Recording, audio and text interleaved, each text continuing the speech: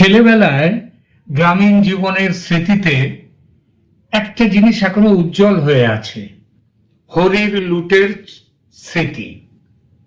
আজকের ছেলেমেয়েরা এসবগুলো জানবে না, আজকের প্রৌঢ়দের অনেকেও হয়তো জানেন না, কারণ শহরের মানুষ আজকাল আর গ্রামে সেসব হয় না, কারণ সহজবোধ্য।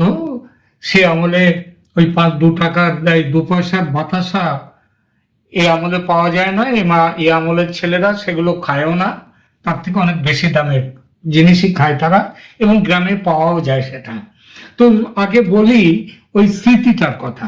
সন্ধেবেলায় বাড়ির উঠোনের পাশে থাকা, উঠোনের একদিকে বেশিরভাগ বাড়িতেই একটা তুলসী মঞ্চ থাকে, ছোট হলেও মঞ্চ থাকে একটা, সেখানে তুলসী গাছের গোড়ায় জল দিয়ে আসেন বাড়ির মানুষরা, তারা স্নান করার পর এই তুলসী মঞ্চের সামনে প্রদীপ জ্বালিয়ে 1 আনা কি 1 পয়সা কি 2 পয়সার বাতাসা হরি ঠাকুরের নামে ছড়িয়ে দেওয়া হতো আমাদের ছেলেবেলায় গ্রামে।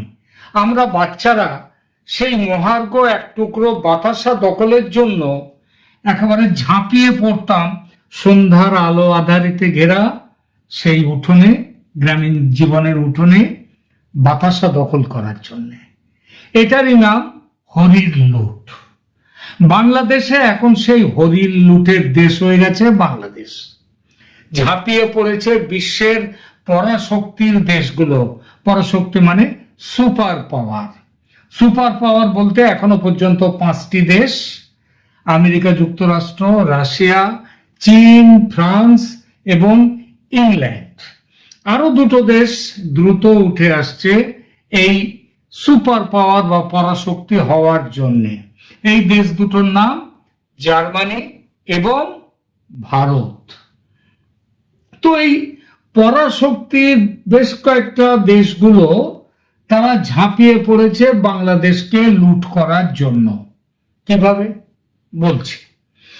শেখ হাসিনাকে হটিয়ে যারা দেশটাকে লুট করতে এগিয়ে এসেছিল, তাদের একটা বড়সড় জোট ছিল। দেশের ভেতরের জোট, সঙ্গে দেশের বাইরের জোট। এই বলা ভালো, দেশের বাইরের জোটই ছিল মুখ্য। তারাই নিয়েছিল হাসিনাকে দেশ থেকে সরানোর ব্যাপারে যে মুখ্য ভূমিকা। বাইরের জোটের নেতা অবধারিতভাবে ছিল আমেরিকা, তখন প্রেসিডেন্ট বাইডেন সাহেব, সঙ্গে সহযোগী মার্কিন ব্লকের অন্তর্গত পশ্চিমের বা ইউরোপের দেশগুলো। আর দেশের ভেতরের জোটে কারা ছিল? দেশের ভেতরের জোটে ছিল শেখ হাসিনার আওয়ামী লীগ ও তার গুটি কয় সঙ্গী ছাড়া বাকি যারাই আছে দেশে রাজনৈতিক দলগুলো, তারা সবাই ওই হচ্ছে দেশের ভেতরের জোটে। তার মধ্যে রাজনৈতিক দল যে শুধু ছিল তা নয়, তার মধ্যে ছিল দেশের সেনাবাহিনীও। ভিতর বাইরের এই জোট হটিয়ে দিল হাসিনাকে। তিনি আশ্রয় নিলেন ভারতে। বাংলাদেশ দখল করে ফেললো কারা? একদল লুটেরা। এরপরে যেমন হয়, সে চোরের ওপর বাটপাড়ি হয় না, একটা কথা আছে। তো এইবার বাংলাদেশের যে দখল করে ফেললো যে লুটেরা, তাদের নতুন মালিককে, লুটেরাদের নেতা ইউনূস। এই লুটেরাদের নেতা ইউনূস গত 10 মাস ধরে যে দশায় পৌঁছেছে বাংলাদেশ, তাতে আশা করি বাংলাদেশকে, এই যে আমি লুটের মাল বললাম, এতে কেউ আপত্তি করবেন না আশা করি। কারণ বাংলাদেশ সত্য অর্থে আজ লুটের মাল হয়ে যাচ্ছে। কিভাবে বলছি। লুট হয়ে যাচ্ছে বাংলাদেশ উচ্ছন্নে যাচ্ছে। তাতে কার কি? আগে যে পরাশক্তিরা বিশ্বজুড়ে নানা রকম গণতন্ত্র রক্ষা ইত্যাদির কথা বলেন, তারা তো চুপচাপ। কারণ এই লুটের রাজ্যে তারাও যে এসে গেছে চোরের ওপর বাটপাড়ি করতে। একটু আশা দেখা গিয়েছিল আমেরিকার নতুন প্রেসিডেন্ট হিসেবে বাইডেনের জায়গায় ট্রাম্প আসার পর। ট্রাম্পের সঙ্গে ভারতের মোদি সাহেবের খুব ভাবসাব, আবার মোদি সাহেবের সঙ্গে ইউনূস সাহেবের এবং ট্রাম্প সাহেবেরও সম্পর্ক আদৌ ভালো না। ফলে ভাবা গিয়েছিল মোদির সৌজন্যে ট্রাম্প ইউনূসকে হটিয়ে দেবেন এবং শেখ হাসিনার প্রত্যাবর্তন ঘটবে। আশায় বুক বেঁধেছিল বাংলাদেশের মানুষ। এমন হওয়ার সম্ভাবনা প্রবল হয়েছিল গত 13ই ফেব্রুয়ারি হোয়াইট হাউসে মোদি এবং ট্রাম্পের বৈঠকের পর। ওই যেখানে বলেছিলেন I will leave Bangladesh to PM Modi. ও হরি, কোথায় কি? ট্রাম্প বুঝিয়ে দিলেন লুটের মালের হিস্সা নিতে তিনি বাইডেনের মাস্টার মশাই, তিনি আরো বড় লুটেরা। আজ এই 5 মে তারিখে ট্রাম্প সাহেব বাংলাদেশের ব্যাপারে বড় সড় দূরত্ব তৈরি করে ফেলেছেন নরেন্দ্র মোদীর থেকে। 13ই ফেব্রুয়ারি দেয়া সেই কথা থেকে লুটের মাল বাংলাদেশে কোথায় কিভাবে কতটা কে খাবলে নিতে পারবে সেই চেষ্টায় এখন আমেরিকা। ইতিমধ্যে লুটে নিয়েছেন বেশ কিছু। কিরকম বলছি, সেন্ট মার্টিন লিজ নিয়ে নৌঘাঁটি বানাবার ব্যবস্থা পাকা হয়ে গেছে। সেন্ট মার্টিনে যে যাওয়া আসা বন্ধ হলো না, তখনই হয়ে গেছে। এরপর আরাকান আর্মিকে মানবিক করিডোর দেওয়ার জন্য বাংলাদেশের সিলখালিতে বিশাল জমি নিয়ে নৌঘাঁটি বানানো, সৈন্য ঘাঁটি বানানো শুরু হয়ে গেছে। বলা হচ্ছে মানবিক করিডোরে সাহায্য দেওয়ার জন্যে। কোথার মানবিক করিডোর? না, মায়ানমার সরকারকে হারাবে আরাকান আর্মি। সেটা না হারালে মায়ানমারকে দখল করে নেবে এরা এবং বিদ্রোহীরা। তার জন্যে অস্ত্রশস্ত্র দেওয়া হবে মানবিক করিডোর থেকে। এটা তো বলাই বাহুল্য, কারণ মানবিক করিডোরে যদি হারের সামনে যদি পড়তে হয় তখন তো অস্ত্রশস্ত্র না দিলে জিতবে কোত্থেকে। তো এটাই হলো। আর এর ভেতরে আবার এটা ট্রাম্প সাহেবের মাথায় এই মুহূর্তে সম্ভবত নেই, তবে ট্রাম্পের যে ডিপ স্টেট এর আগে আমেরিকায় ছিল তাদের আছে, এবং তাদের চেলা চামুন্ডারা একেবারেই যে সবাই একেবারে হার মেনে বসে গেছে এমন ভাবার কোনো কারণ নেই। সেটা হচ্ছে বাংলাদেশের কিছু অংশ, মায়ানমারের কিছু অংশ এবং ভারতের কিছু অংশ নিয়ে একটি খ্রিস্টান ইহুদি রাজ্য তৈরি করা। ন্যাচারালি ভারত এগুলো ভালোভাবে দেখবে না, তো ভারতের ব্যাপারে পরে আসছে, আগে আমেরিকার কথাটাই বলে নি। তো এই সমস্ত জিনিসের প্রস্তাবে ইউনূস সরকার অনুমতি দিতে বাধ্য হয়েছে। বাংলাদেশের বর্তমান শাসকদের এক একজন, ওই আমাদের ইউনূস সাহেবের একজন প্রেস সচিব আছেন সবজান্তা, কি জানো, শফিকুল আলম, তিনি বলছেন এক একদিন এক এক রকম কথা বলছেন। আবার তৌহিদ হোসেন, তিনি আবার এক একদিন এক এক রকম কথা বলছেন। সবাই গেছেন, এবং এখন তো বাংলাদেশে আমেরিকার বড় দালাল, ইউনূসের থেকেও বড় দালাল, তিনি আবার আমেরিকার নাগরিক খলিলুর রহমান সাহেব। আর আলী রেজা তো আগের থেকেই আছেন সংবিধান সংশোধন করবেন বলে। তো এরা সব বলছেন যে এক একদিন এক এক কথা বলছেন, কিন্তু আমেরিকার ব্যবস্থা হয়ে গেছে। এখন আমেরিকা সেখানে বড় বড় কন্টেনারে করে অস্ত্রশস্ত্র, মানবিক অস্ত্রশস্ত্র বলা যাবে না, মানবিক সাহায্য নিয়ে আসছে, করিডোর দিয়ে ভেতরে পাঠাবে মিয়ানমারের ভেতরে। মিয়ানমারকে হারাতে হবে। আচ্ছা, এটা ইউনূস কিছু বলছেন না, দেখবেন ইউনূস কিছু বলছেন না, ইউনূস চুপ রয়েছেন। ইউনূস কেন চুপ রয়েছে? কারণ তার কিছু বলার নেই, কারণ ব্ল্যাকমেল। ইউনূস এবং তার মন্ত্রী পরিষদ জানে আমেরিকা যদি চায় তাহলে হাসিনা 2 ঘন্টার মধ্যে ফিরে এসে বসবেন ঢাকায়। এটা আমেরিকা খুব ভালোভাবে জানে, কারণ মানে ওই ইউনূসের মন্ত্রী পরিষদ ইউনূসরা খুব ভালোভাবে জানে।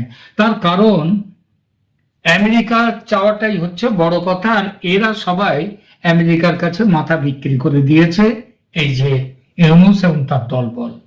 সুতরাং আমেরিকা চাইলে হাসিনা এসে যদি গদিতে বসে পড়ে, তার ফেলে যাওয়া কুর্সিতে বসে পড়েন, তারপর কি হাল হবে ইউনূস এবং তার ইউনূস অ্যান্ড কোম্পানির, সেটা বুঝতে কি বেশি ভাবার দরকার আছে?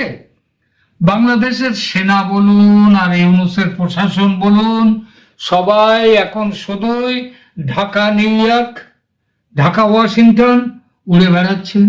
আবার কিছুদিন আগে তো 3-4 জন সেনাকর্তা তাদের সস্ত্রীক চলে গেলেন আমেরিকায় সিআইএ এর ইন্টেলিজেন্স অফিসারের সাথে, সিআইএ এর বড় কর্তার সঙ্গে কথা বলবার জন্য। এই মুহূর্তে এসব কি বাংলাদেশ এইসব যে করছে, এটা তো বলছে যাও ঘুরে এসো, বেরিয়ে এসো, ওরা বেড়াতে যাচ্ছে, বাংলাদেশ হচ্ছে না, যাই যাক। এই মুহূর্তে বাংলাদেশে রয়েছেন আমেরিকার এক ঝাঁক কূটনীতিক, একেবারে পালা করে আসছেন যাচ্ছেন, আসছেন যাচ্ছেন। ইউনূস চীনে যাওয়ার পর বাজার একটু গরম হয়েছিল একটা খবর নিয়ে, যে চীন আসছে, চীন আসছে, বাংলাদেশের কাছে চীন আসছে। হঠাৎই এইসব দেখে চীন যেন একটু থমকে গেছে।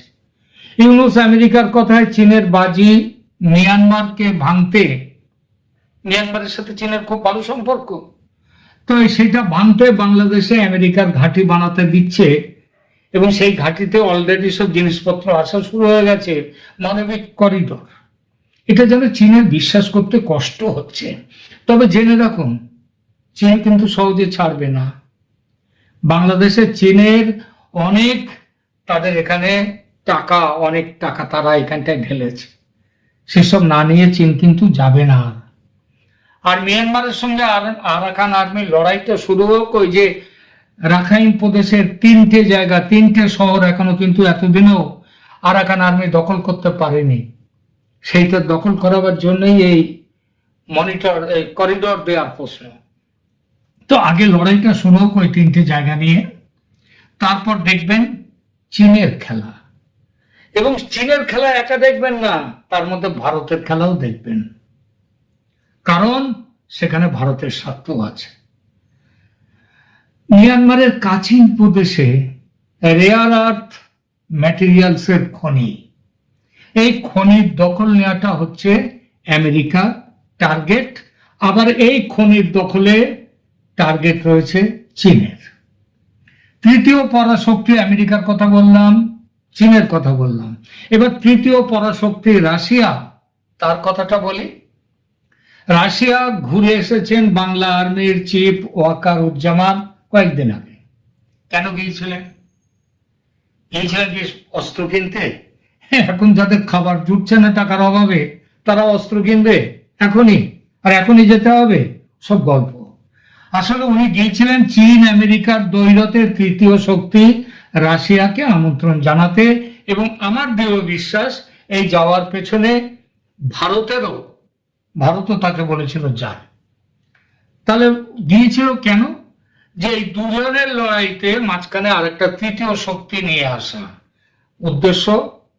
এই তৃতীয় শক্তি আসবার ফলে যাতে বিষক্ষয় হতে পারে একটা সম্ভাবনা, যাতে আমেরিকা আপার হ্যান্ড পেয়ে যা খুশি তা না করতে পারে, সেই চেষ্টা। রাশিয়া 3টি যুদ্ধ জাহাজ পাঠিয়েছিল রাশিয়া, এবং সেই জাহাজ 3টে যুদ্ধ জাহাজ তারা চট্টগ্রামে সমুদ্রে 4 দিন ছিল, সেখানে বার্তা দিয়ে গেছে তারা এসে, যে আমরাও আছি, আমরা জেনেই এটা ভাববেন না। এই প্রসঙ্গে জানাই, রাশিয়ার কিন্তু একটা বড় পরিকল্পনা আছে। ইন্দো প্যাসিফিক যে এলাকা, সেখানে নিজেদের প্রভাব বাড়াতে ইন্দোনেশিয়ার কাছ থেকে কয়েকটি দ্বীপ নিয়ে একটা সৈন্য ঘাঁটি তৈরির পরিকল্পনা রয়েছে রাশিয়ার। এই দ্বীপগুলি অস্ট্রেলিয়ার খুব কাছে। অস্ট্রেলিয়া দুশ্চিন্তায় পড়েছে এটা দেখে। প্রসঙ্গত ব্রিক্সের সদস্য করেছিল ইন্দোনেশিয়াকে, কিন্তু রাশিয়া এবং ভারত মিলে, এবং এই দুই দেশের আগ্রহে ইন্দোনেশিয়া ব্রিক্সের মেম্বার হয়েছিল। জানা যাচ্ছে ইংল্যান্ডও নামছে আসরে। শুল্ক বা ট্যারিফ নিয়ে ইউরোপের দেশগুলোর সঙ্গে ঝামেলা বেঁধেছে আমেরিকার। এই দেশগুলো ভারতের সঙ্গে সম্পর্ক নিবিড় করছে। এই মুহূর্তে যখন এই ভিডিও করছি, তখন বলছি আপনাদের যে বাংলাদেশের কয়েকজন উচ্চ স্তরের সেনাকর্তা তারা গেছেন ইংল্যান্ডে, ইংল্যান্ডের গোয়েন্দা কর্তাদের সঙ্গে কথা বলতে তারা গেছেন। এটা এমনি যায় না। এইবার দূরের পরাশক্তিদের কথা হলো, এবার ঘরের পাশের বাংলাদেশের প্রতিবেশী উঠতি পরাশক্তির দেশ ভারতের কথা একটু বলি। ভারত খুব গভীরভাবে পর্যবেক্ষণ করছে বাংলাদেশ সেনা ও প্রধান উপদেষ্টার সঙ্গে আমেরিকার বড় মাপের যে হকনবিং শুরু হয়েছে হঠাৎ, সেইগুলো ভারতকে বসে দেখবে শুধু এই হকনবিং? অবশ্যই নয়। ৭১ যে ভালো মানুষই দেখিয়েছিল ভারত ৭১, সেই ভালো মানুষই এবার দেখাবে না, এটা লিখে নিন। দেখাবার সুযোগও নেই, কারণ বাংলাদেশ বলেছে তারা পাকিস্তানের হয়ে যুদ্ধে নামবে আমাদের 7 সিস্টার্স দখল করবার জন্য। সুতরাং ভারত এবার কোনো কি বলবো ভালো মানুষই দেখাবে না। লুটের বাজারে হাত গুটিয়ে বসে থাকাটা মূর্খামি, অর্থহীন, বোকারাই শুধু করে। সুযোগ হারাবার সুযোগ বারবার আসে না। শিলিগুড়ি করিডোর বা চিকেন স্নেক বড় করে নেয়ার, চওড়া করে নেয়ার, এইটা হচ্ছে সুবর্ণ সুযোগ। এই সঙ্গে ত্রিপুরা থেকে সমুদ্রে যাওয়ার রাস্তা হিসেবে, জায়গা হিসেবে কিছু জায়গা তো চাই। সেই জায়গাটা ফেনী নদী বরাবর নতুন বর্ডার হবে। ফেনী নদীর একটা পাশে বাংলাদেশ থেকে যাবে, আর একটা পাশে থাকবে ভারত, চট্টগ্রাম নিয়ে। ভারতের এই যে নতুন বর্ডার তৈরি করার পরিকল্পনাটা এবং তার কাজ করবার সবই মোটামুটি নিশ্চিতভাবেই ফাইনাল স্টেজে চলে গেছে। আমেরিকা তাহলে কি করবে? তারাও তো ওই দিকে এক কোণার দিকে তারাও তো তাদের ঘাঁটি করবে। ও ঘাঁটি তৈরি ততদিনই থাকবে যতদিন ওই মিয়ানমার দখল না করতে পারে। মিয়ানমার দখল হয়ে গেলে ও ঘাঁটি চলে যাবে। ততদিন ভারত তাদেরকে ন্যায় রাখতেও দেবে, কিছু বলবে না, ঘাঁটাবে না। তো এইটাই হচ্ছে আমেরিকা চাইছে ওই মিয়ানমারের কাচিন প্রদেশের যে রেয়ার আর্থ ম্যাটেরিয়ালস তার দখল পেলেই তাদের পাওয়া হয়ে গেল। সুতরাং ভারতকে তারা কিছুই বলবে না। ছি, আর একটা দেশের কথা ভুলে গেলাম, পাকিস্তান। পাকিস্তান পাকিস্তান আপাতত ভারতের হাত থেকে, বালকদের হাত থেকে পাকিস্তান নিজে তো বাঁচুক, অক্ষত রাখুক তার নিজের জায়গাটা, তারপর দেখবে বাংলাদেশের লুটের বাজারে যাওয়ার শক্তি তাদের আছে কিনা। সেই সৌভাগ্য এই জীবনে তাদের আর হবে বলে মনে হয় না। সুতরাং বিষয়টা কি দাঁড়ালো শেষ পর্যন্ত? কি দাঁড়ালো? বিষয়টা দাঁড়ালো যে লুটের বাজার বাংলাদেশে হরির লুট চলছে এখন, এবং সেখানে সব যারা লুটের অংশ নিয়েছে তারা সব কি বলছে? লাগলো হরি লুটের বাজার, লুট লুটে নে তোরা। হ্যাঁ, এটা আমরা যখন ছেলেবেলায় এইসব যখন করতো তখন আমাদের বড়রা বলতেন আগে ওই গান গা, তারপরে বাতাসা ছুড়বো। তো এখন বাতাসা ছোড়ার দরকার নেই, এখন অলরেডি সবাই এসে গেছে, গান গাইছে, লাগলো হরি লুটের বাজার, লুট লুটে নে তোরা।